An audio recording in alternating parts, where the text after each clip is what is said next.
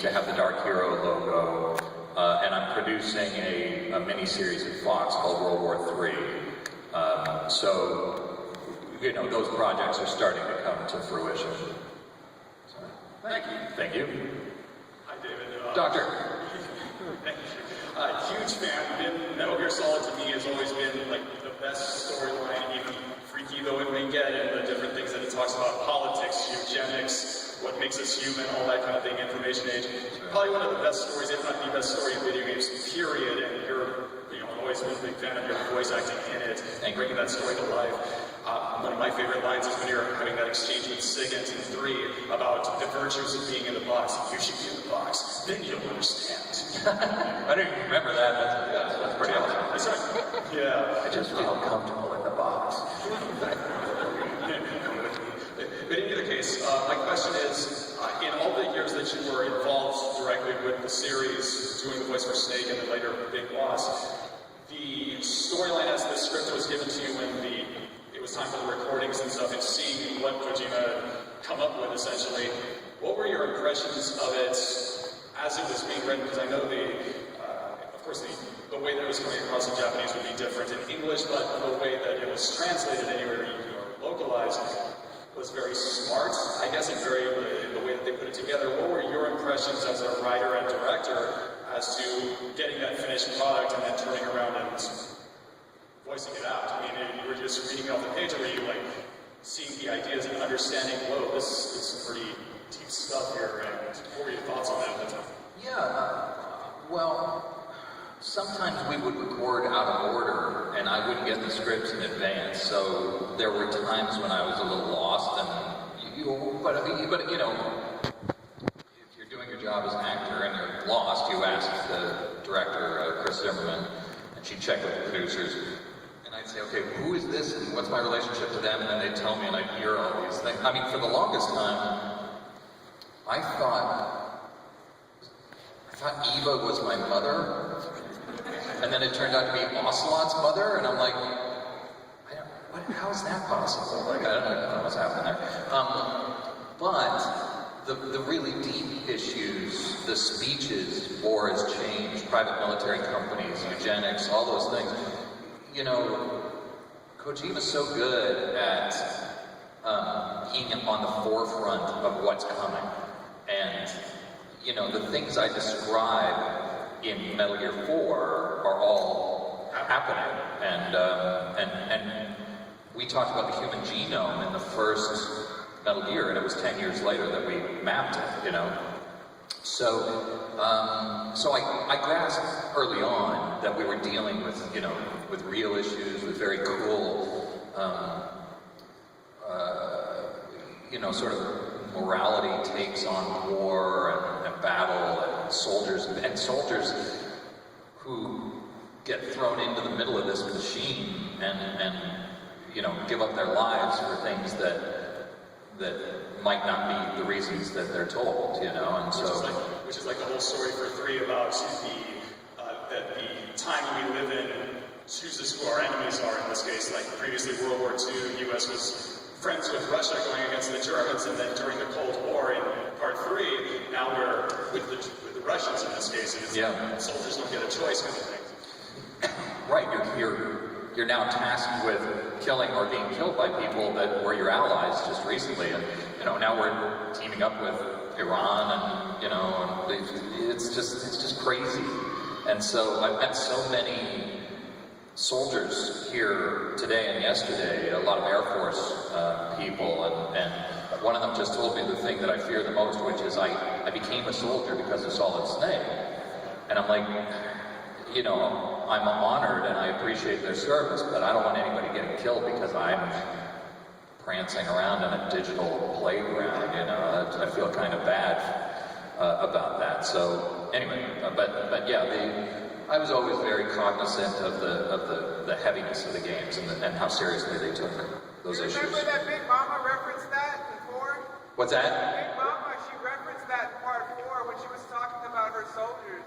That they all became soldiers because of video games. Like everything is just a game map to them. Ah, yes. Now, yeah, I don't pay attention to other actors' lines. That's not true. Thank you very much, David. Thank you, Doctor. You're the only snake. You're one of many Doctor Who's. Captain America. So you're a big fan. Thank you. I had the chance to talk to you yesterday about what your favorite Metal Gear Solid was. That was everyone's favorite, Metal Gear Solid 3. Snake Eater. That's true, but I got the impression that you played the games. Yeah. I want to know what your favorite boss battle is, because everyone has their one favorite. You mean the difficulty level? No, like the like Cycle Mantis at the end. Oh, boss fight? Yeah. Yeah, so, well, the end, that sequence to me blew me away. I just hunting around those massive vistas and I really feel like you're hunting down a sniper and that you're under sniper fire, and to use the directional mic I thought was so clever and cool. And the fact that he didn't fall asleep as he was 100, I thought that was funny. So I love that. I love the original Psycho Mantis fight, but particularly because I had recorded the dialogue, so I knew you had to change the controller. So I had a lot of inside information when I played it, so it's a lot easier, less frustrating. And Gray Fox, the fight with the ninja, which took me a long time to beat. It was hard, But it was that and Vulcan Raven. I mean, there's a lot of really cool. And I love the fight at Shadow Moses in 4 between Metal Gear Ray and Metal Gear Rex. I think that's awesome. And then finally, the fight with Liquid, where you progress through every different theme from each game as we fight it out for the last time. I thought that was pretty cool. Awesome. You're awesome. Thank you, Captain. Snake. All right. Just a quick clarification, just for you. Eva wasn't Ocelot's mother. That's actually the boss. So just. Oh, the boss. Yeah. That's what it was. Eva was my mother. Your mother. Yeah. I thought the boss was my mother, and so. Big Boss, if they act like it's his mother, nobody knows who Big Boss's mom is or his dad. It doesn't really matter. Right.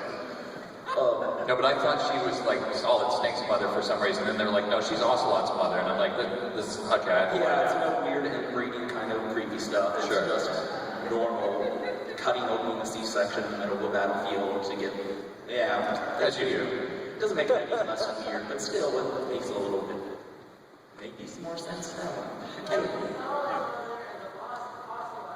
we clarified that. Yeah, I got it now. No, I'm on top of it now. Oh yeah. I know who everybody's mother's. What's your name? Do you have a question? Yeah, I do. In the wake of finding out, a couple months prior to announcing that Keith Sutherland was Solid Snake, everybody was thinking, oh, this is just going to be another Kojima prank because he pulled a prank with Moby Dick Studios. And Right. some people were thinking it was a joke, other people were taking it more seriously. Personally, I was taking it more seriously. And I was worried at the time because I felt that a lot of people who didn't take it seriously and weren't voicing their outrage, maybe if all the fans actually spoke louder, maybe Kojima might consider you coming back in the future. And well, I'm really sad that you're not in it, and the game is not going to be the same. I mean, it looks great, I mean, it plays great, I mean, maybe they could make something that doesn't last more than 20 minutes in a video game. Sure. But I do hope you come back in the future. I did hear you were going to be in a Metal Gear remake, but Kojima shut that down. Or not Kojima Production, shut that down for some legal reason. Yeah, but I don't know what the reason was. yeah, it was stupid. But yeah, it kind of was. But what I was wondering is, I know that until, if you were to get back into the Metal Gear thing, does it have to be the end of Metal Gear? Could we be able to, I don't know, I know you're a busy man because you're making all these great films, and it's amazing to see where you've grown up from, back in the 70s to Captain America to Solid Snake, but, would you ever, think of making like a YouTube channel or doing like Metal Gear Solid Let's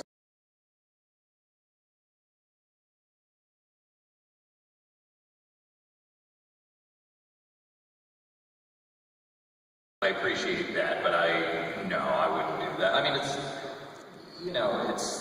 it's not my character, really. I mean, to a certain extent it is, but you defined it. well, thank you, that's very kind, but, no, listen, unless, fans have asked me, well, will you do this, or will you do a voice mod for, to replace Kiefer or something?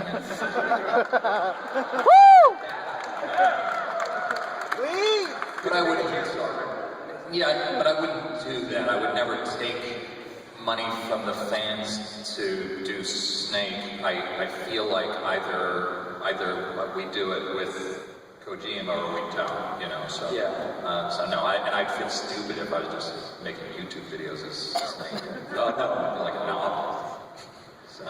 Do you think you'll ever in the future, like in your gut, do you want to do Snake again, or do you think that you're done and you want to move on to be just a producer? Yeah, well, I'd love to do it again. I love the character, but I also feel like Metal Gear 4 was such a beautiful end to it that if that was my run, I'd be very satisfied with that. And then Revengeance happened. Yes. All right. Let's move on to the next. Thank you, sir. Mr. Hayter, there's a lot of real-world parallels with Metal Gear. I think it's Metal Gear Solid 1, talking about DARPA, the DARPA chief. DARPA is a real organization. So I was wondering, playing the games, being involved in the games, are you shocked at any real-world parallels? For example, I think it's in 4 when you're old Snake, they have the walking tanks and riding fighting. Those are actually being developed by DARPA right now. Yeah, I've seen that. Does anything like that kind of trip you out to see that it was in a video game and now it's real? Yeah, I mean, I was always tripped out by the accuracy and the predictive nature of the games. It's amazing. But I mean, I think Kojima is obsessive about research and figuring out where the world is going. So I think, I also have to do a lot of research in my other job as a writer to know what our military capabilities are, what the latest technology is, so, there are ways to sort of predict to a certain extent where the military is going to go, but the accuracy with which he does it is really stunning. Thanks. Sir? I know you've done a lot of work other than just as Snake, and I know most people recognize you as Snake. I'm wondering if it ever bothers you that, people just, whenever they think you, it's just, oh, that's Snake, and you never really think you have the word. No, it doesn't bother me. I mean, it's funny because my two careers are very separate, and people that know me in Hollywood, like producers or studio people, they don't have any idea what Snake is. Some of the younger ones do, but for the most part, they don't put that together. And so, because fans of Metal Gear recognize me from that primarily, I mean, that's great. I don't care what people recognize me for as long as they appreciate what I'm doing. So, no, never noticed me anyways. Thank you very much. Thank you. Hi, David. Hello. First, thank you for coming to Alamo and giving us this opportunity to chat with you. Oh, it's my pleasure. Thank you for having me. So, I have a non-Metal Gear Solid question. What? I know, right? Sure. Fantastic. I was actually a really big fan of the anime series where you voiced the male lead role way back in the day. Tamahome. Ushiyuki. Yeah. And I was just kind of wondering, how did you go from a romantic anime series over to all the different things that you're doing now, and kind of just what were your experiences? What she's talking about is a show called Fushigi Yugi, the mysterious play. Thank you.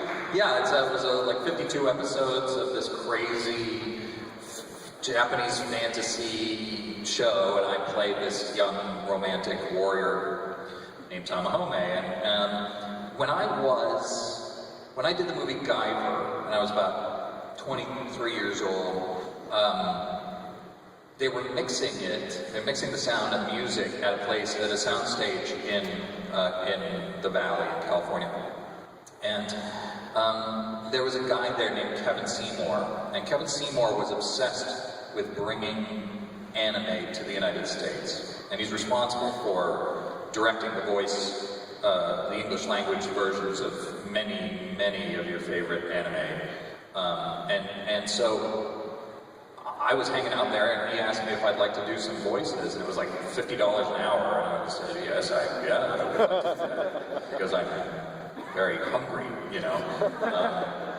If you could, you know, are you going to finish that sandwich, sort of situation. And so it was me and Bryan Cranston was there, so we did a bunch of like anime movies together, and we got to do my favorite. I loved Fushigi Yugi, and that was really fun. But my favorite was I did a movie called Lupin the Third, Castle of Cagliostro. So we're recording this, and he asked me to play the lead, and so we're recording it and watching. I'm like, this is a really good movie. Like, the sequences are spectacular. I've never really seen anything like it. And I was like, boy, that director's going places. And then it turned out to be Hayao Miyazaki's first film. And at the time, I didn't even know who Miyazaki was. And later figured that out, and then later found out that I had been the lead in his first film. So that was a very cool time of my life. But it was all non-union stuff, and so as I joined the union and became more professional, I had to stop doing that. But actually, Fushigi Yugi, I was still doing when I got the job writing X-Men. So to do the final episodes, we were shooting in Toronto, and I had to fly back. So Friday night, I would hop on a flight, fly to Los Angeles, record Fushigi Yugi on Saturday and Sunday, and then head back Sunday night to Toronto to shoot X-Men. So it's a little grueling. Well, thank you for doing it, because I'm sure you made a lot of young girls at that time very happy for voicing them. Yeah, well, thank you. I appreciate that. I have a daughter, and I always wanted her to see the show, but then, because it was this beautiful romantic tale, and then there'd be this horrible rape scene, or somebody would get their arms chopped off and get beaten to death with it, and so, you know, it's a little conflicted over it. But thank you for saying it. Hi, Miss. Well, they say that there's a lot of references in Metal Gear to Escape from New York. Yeah. And I was wondering if Hideo or somebody told you, like, hey, watch this movie, and you know, take what you can from it and help it make you develop Snake. No, nobody ever said that. Nobody had to, because Escape from New York is one of my top 10 favorite films. I watch it once a year, at least. I'm just a massive fan of that movie. So I knew the references, but I was kind of concerned we were going to get sued. So I tried to not make him Kurt Russell's Snake Plissken. Like his, call me Snake. It sounds like Snake when I do it, but you know, he's a lot more whispery than gravelly per se. So yeah, I tried to separate it a little bit so we didn't all get sued. Did you like Escape from LA? That was a movie that happened, yeah. One last thing? Yeah. You say like liquid.